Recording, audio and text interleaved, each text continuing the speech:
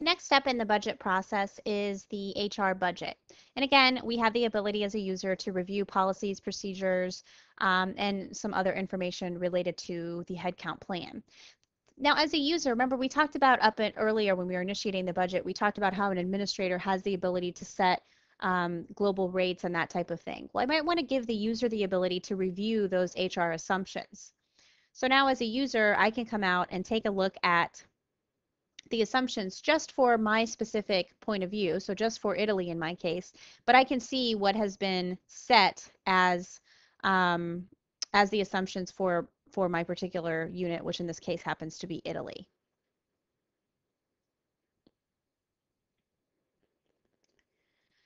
Now, the most important part typically of the HR budget is actually to enter employee information. So we're going to go ahead and come into the HR schedule here, and we're going to take a look at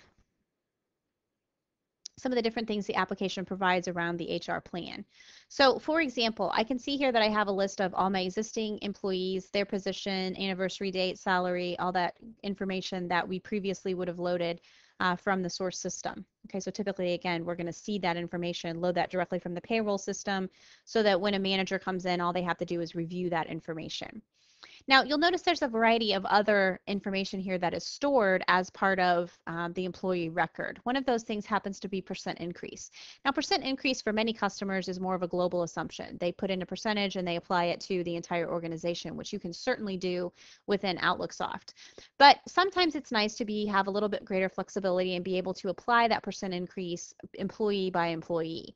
So let's say, for example, that I wanted to give Fabrizio a 8% increase. I'm just going to simply type in that 8%. And as you see, I get a message that says the maximum salary increase percent is 6%. Now, this is essentially cell level validation that's allowing me to warn a user before they're about to do something that exceeds a threshold that's been set. You could also have this message error instead of giving a warning. So in my case, explanations are required. So we're going to go ahead and continue. And then I'm just going to move over to my explanation here and say maybe plan promotion in the case of Fabrizio. So if I'm going to promote Fabrizio, the next thing I need to do is enter a promotion date. So let's say I plan to promote him in June, and he's going to be promoted maybe to an area sales director. So go ahead and select that as the new position. And you notice you have the same capability here around transfers. So if you want to transfer an employee, you can simply put in a transfer date, put in a department, and that's going to move all the information associated with that employee into the new department. Same with the promotion. Now, the one key here is that there is a separate approval process, in this case required, and that is configurable. We'll talk about that in a few minutes when we get to the review of the HR plan, but it doesn't automatically give users the ability just to start transferring people out of their department to decrease the budget. Now, what I also sometimes need to do as a user is actually add a new employee to my department. So what I can do is simply just right click and select insert member, and then I have the ability to select which employee I want to add.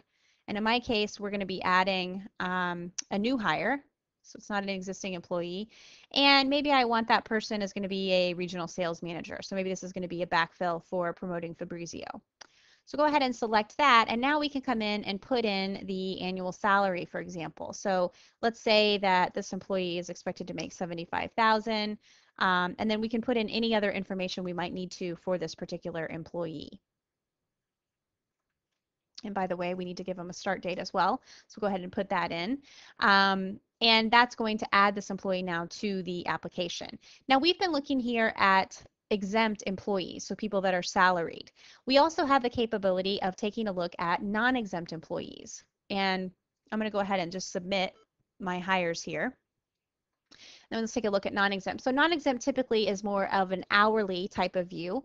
And here you can see we have the same type of approach, start date, hours per week, the wage and the hours per week. You can plan for overtime, that type of thing. And you still have the ability to do transfers, promotions, all the things that you have with exempt, non-exempt, exempt, but it gives you the ability to split out exempt from non-exempt and plan for those a little bit differently since they're typically treated separately by most organizations. And you would have the ability here, again, to just add a new hire right to the exempt section as well.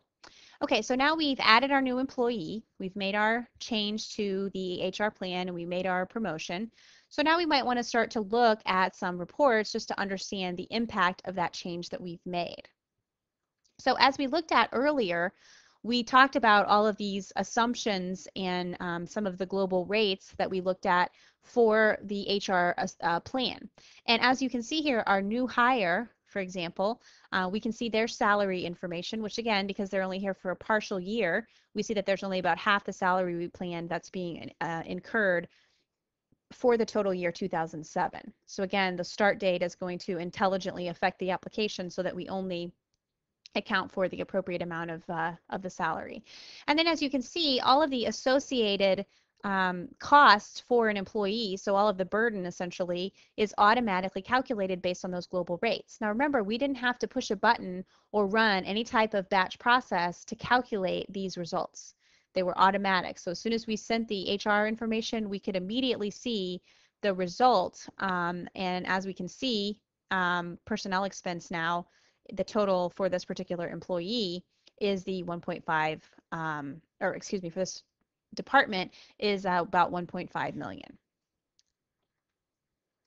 So let's go back now to the business process flow.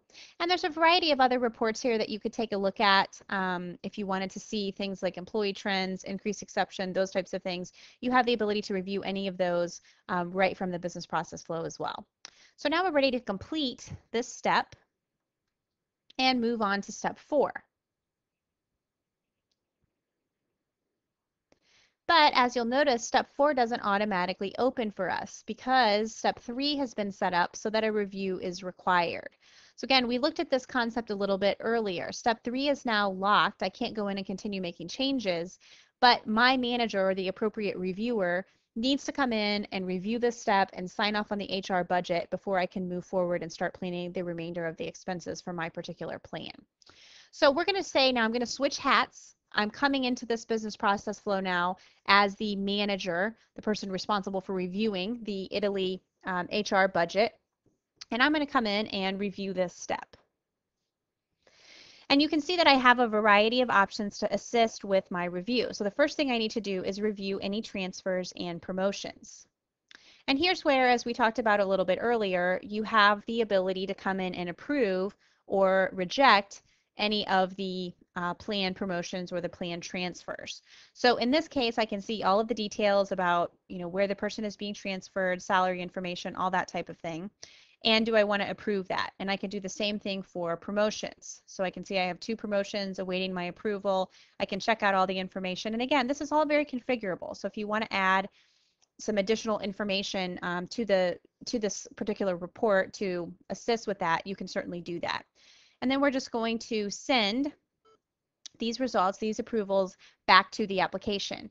Now, the way that this particular example is set up, what happens when I transfer as a user, when I select to transfer an employee out, it's going to go ahead and move the employee out of my department. But it's not going to move them into the new department until the transfer has been approved. So what happens is if the transfer is not approved, then it's going to send that person back to my department and all of their associated costs along with them. If it is approved, it's going to book the other side of the transfer and go ahead and move all of the related information to the new department. Okay, so we can see now that everything has been approved for both our promotions as well as our transfers. So now we can go back to the business process flow. And at this point, I may want to take a look at any sort of, other reports. So maybe I want to take a look at the personnel expenses and just see what the budgeted expenses for this particular department are. So I could come in, take a look. I can see essentially the same information that the user before was able to see. And then if there's any other additional things, I may want to specifically review new hires or take a look at salary increase exceptions. So remember, we saw the review there. I have the ability to look at an exception report and then simply go ahead and approve or accept this step, which is going to now lock this step completely and allow the user to continue moving forward into step 4.